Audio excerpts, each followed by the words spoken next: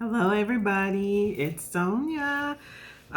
This is weird. I'm trying a different camera angle, so don't mind me. How's everybody been? I just want to come on. It's been a couple of weeks, maybe a month or so since my last video. I had a retie and it's time for me to wash it. It's been a couple of weeks and my scalp is starting to itch, and I'm going to show you the back. If you can see the back, see how much it's grown. I don't know, but that's the back. So we'll do that. I really don't have any updates. Oh, I do have an update. So while she was doing my hair, we were discussing my hair, and I was asking her a lot of questions.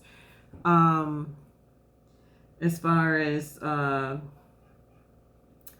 don't know, just different things, and she let me know that she saw some breakage in the area back here, and she asked me if I sleep on my back a lot, and she said people who are hot a lot or have hot flashes or sweat a lot, they tend to lay on their back to try to cool themselves off. I never knew that, and I said, yeah, that's definitely me. I do tend to turn on my back, even though I have a fan on right next to me on my side of the bed.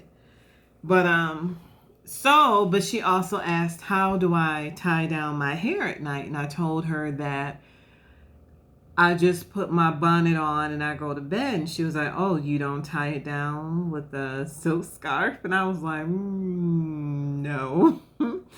So she suggested that I, start tying it down with the silk scarf, then putting the bonnet on. And so I have to find me a nice silk scarf. I had a bunch and I packed them all away, and I really don't know where I put them. I know they're probably somewhere in my closet in a bag, but I don't feel like digging for them. Yeah, she's lazy that way.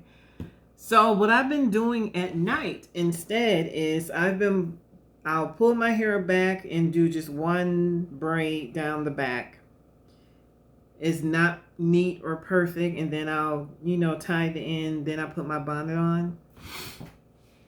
So I'm going to keep doing that until I find a silk scarf that I like.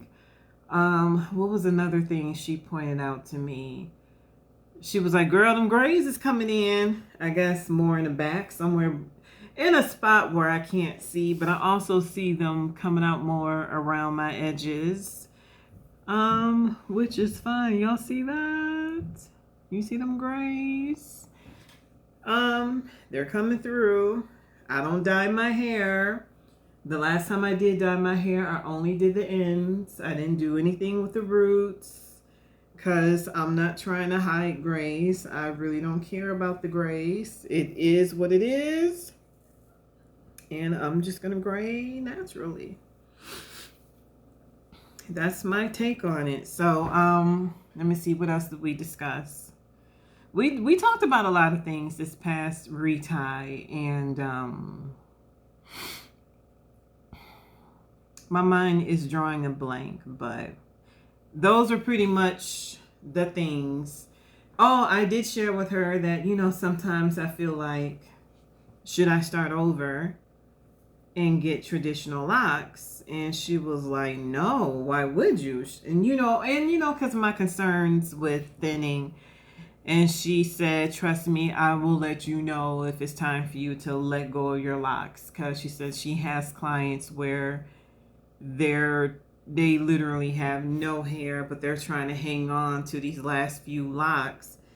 And she said she's had to tell a couple of them, like, it's time to let them go. Like, your hair is not growing.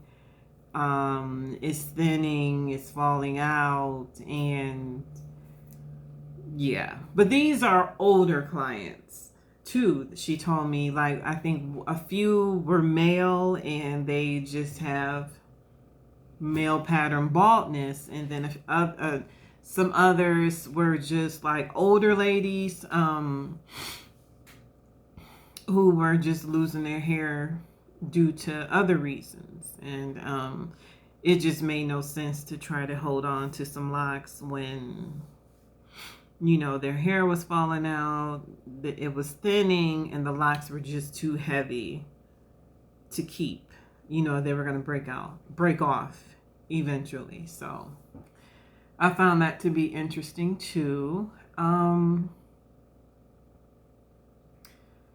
But she was like, she has faith in my locks staying. But then again, she could have been just saying that because she wants to keep me as a customer. But again,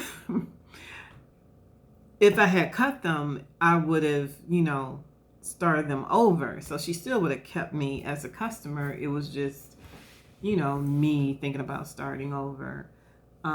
If I had that, issue with thinning, but it was just a conversation. It was a thought, and I just shared it with her.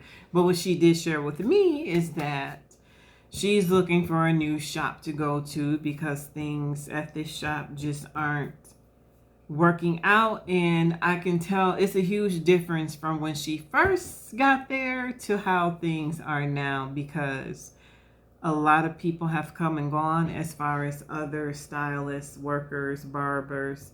People have left, people have gotten fired, and the shop itself just isn't the same. The owner lives out of town, so that's the other whole to do.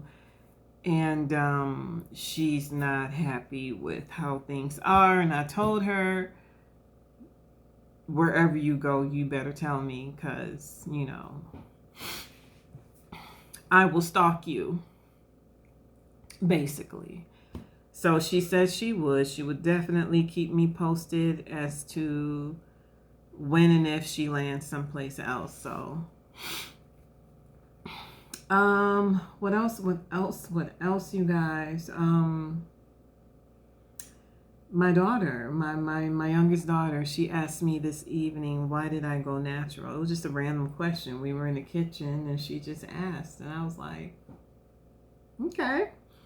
And I told her, short answer, I went natural because her and her sister were natural, and I felt like a hypocrite still getting creamy crack. Like, I should be natural too, because I knew it was the right thing to do. It was the best thing for my hair, and that the chemicals were causing more harm than good, from having your scalp burned, from relaxers being put on too long, from people, professionals, using relaxers that were entirely too strong for my hair, and my scalp burning, having bald spots, and just the fact that relaxers, the chemicals in them are not good for you. I knew they were not good for me. So it's like, why am I doing this? I wanted to go natural years ago before I finally made the choice to do it. But really what made me do it was the beautician I had at the time and how crappy she was treating me. And I was already ready to kick her to the curb. But I was like, if I kick her to the curb, I'm not going to anybody else. I'm going to go natural. And we're going to stop this madness. So that's what I did. And here we are today. So I thought that was a cool question from my kid. It was random, but yeah, I'm recording a video and they decide to laugh loud and crack jokes and whatever.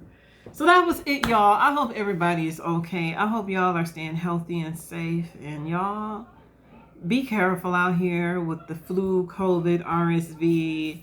I mean, it's so much going on, and folks are still trying to have Christmas parties and gatherings, and it's like, why? There was an outbreak at my company's Christmas party that I did not attend because I would never attend them.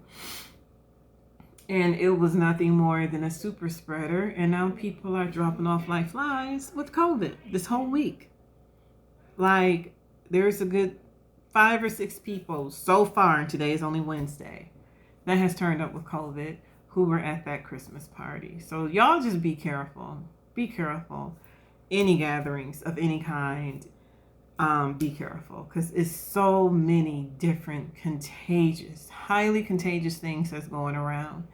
and people are getting sick. People are ended up in the hospital, and you know, folks got families and elderly relatives and stuff, and you just can't afford to get them sick.